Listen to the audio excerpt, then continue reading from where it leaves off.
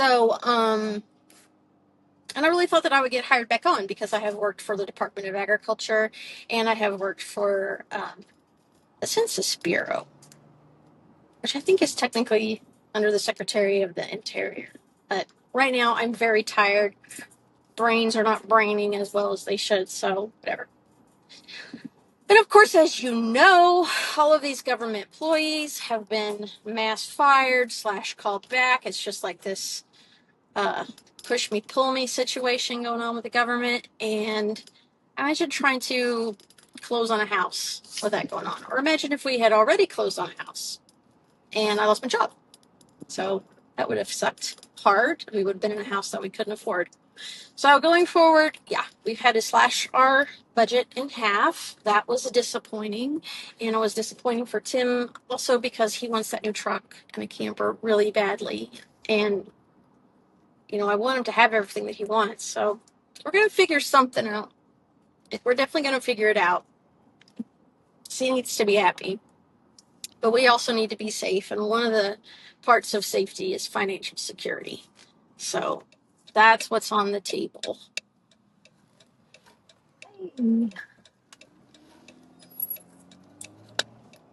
What else has been going on? Mainly me recovering from that physical crash was the main thing.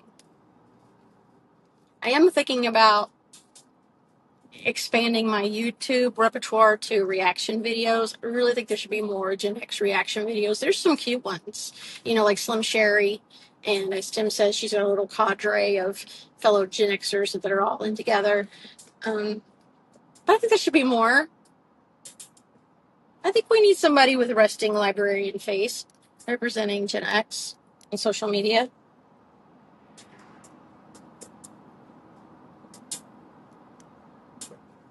I've got about 6 different playlists for, almost said AMP, for Station Head. So I might do a show one of these days.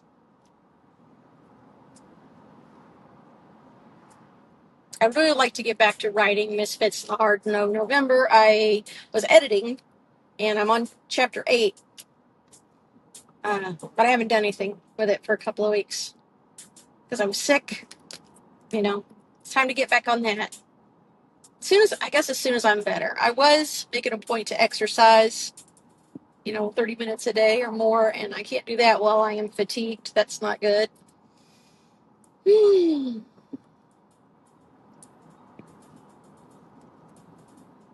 What else do I want to tell you in this video blog? I'm tired, I'm irritable, so I feel like I hate everybody, but I don't. I don't hate anybody. I'm tired of being scared and frustrated. I will tell you one thing that I saw this morning that really resonated with me. It was basically a bot pulled up on a great big computer monitor, and someone was just sitting in front of the screen while the windows opened. Then people were arguing with these bots. Someone would say something, and then the bot would answer.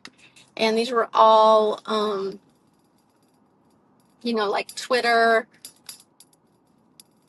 Threads, Reddit, Facebook, wherever, everywhere. I think Reddit's probably not as bad as some of the other social media platforms. And the caption on there was, remember, before you get worked up, start arguing with somebody on the internet, it's probably one of these,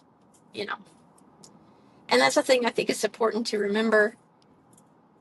These shock and awe campaigns of the Big Brother, the Big Cheeto, and his Master Putin and all them, it's designed to make us feel like crap. It's designed so that when you're sitting and talking about possibilities for the future and something stressful like moving somewhere, that you get so completely exhausted that you can't function for a week and a half. Obviously my health is a little bit more extreme than probably my peers in terms of how I react to stress like that, but regardless, the stress is supposed to make you feel helpless. It's supposed to make you feel sad, angry, and all of these negative emotions that are not going to empower you to make a change. They don't even want you that angry. They want you to feel angry and then feel defeated. You know, that's what they want you to feel ultimately, and so that you will just accept whatever comes. And it's a shitty circumstance right now because we're put in this situation where we're comfortable enough. Like we're sleeping in our warm beds at night. We're not out, all of us out on the street. But I saw a statistic that was it January or maybe February? There were the most delinquent car payments in history in the United States. So people first they're gonna stop paying for their cars, then they're gonna stop paying for their mortgage, then they're gonna be on the street, and shit is probably gonna get ugly when that happens. So there's a lot of people getting a tax refund, around this season as well. So through April, things will probably be okay-ish. It'll probably be the same. And I'm not saying that it's going to definitely get worse after April, but if shit is going to happen, it will probably be then when the extra money is gone. Because for some people, that's going to be survival money. And for people who owe, if they lost their job and their partner was a sole proprietor, they may be going into tax debt that they can't afford to pay. So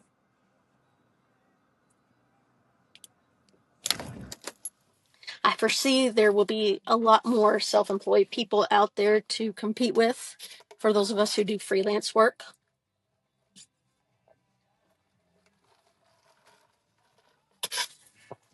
People who do delivery driving for like DoorDash and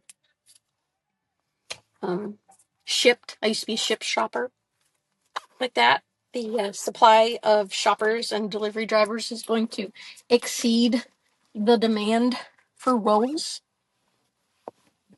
It's already difficult to get a job if you are middle-aged, but I think it's going to become impossible because the younger people are going to be hired before us, which is ironic.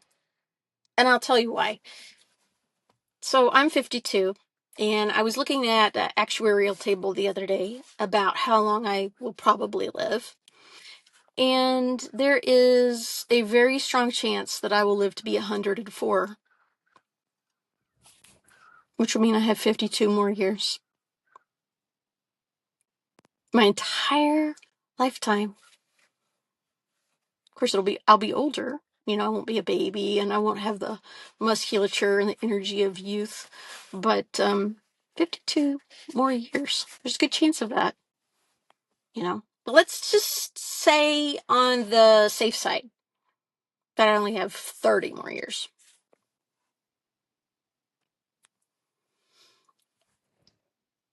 At my age, the Social Security doesn't kick in until I'm 67. So that's 15 more years. But I could work longer than that if I wanted to, right?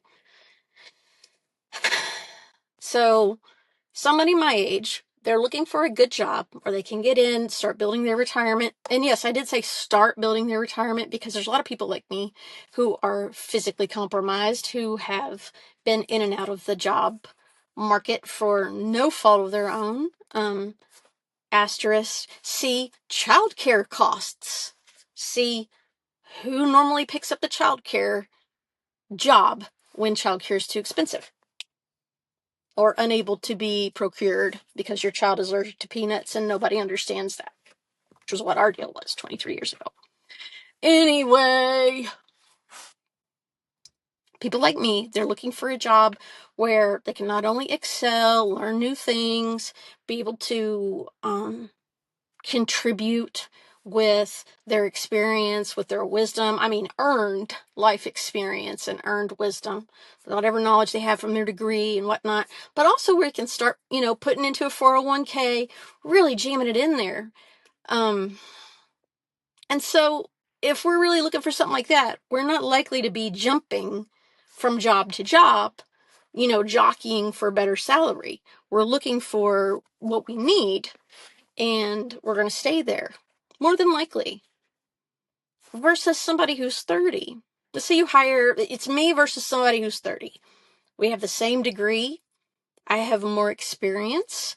I am better versed on dealing with management, CEOs, etc.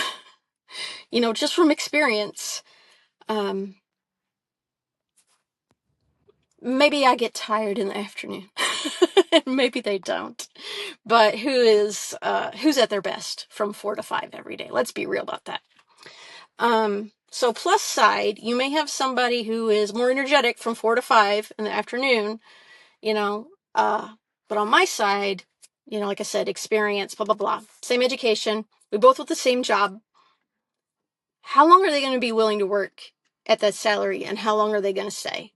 After a few years, they're going to be ready for promotion. If you don't give it to them, bye. And all that education and all that training that you sunk into them is gone. You just invested in some other company's future by putting into that person. Whereas women my age who are making up for lost time, men my age who have lost their job, for instance, with the U.S. government through no fault of their own, people my age, we've got a really good motivation to excel at our jobs and to stay there and to be loyal to that employer. I mean, we've got boundaries. Don't get us wrong. I don't think anybody who is in their 50s is going to be excited to go on call somewhere or, get up at 3 in the morning to do installations or things like that. Nobody wants to do that when they're sleeping, 3 hours a night as it is. But for a reasonable, normally paced job, I really think that women, especially of my age and from my generation, are a great fit. And we're not going to get picked because we're old. So even though we're more likely to stay there for another 15 years, we're too old compared to the person who's probably only going to stay there for 2 and then leap. I think I'm going to leave you with that thought of the day today.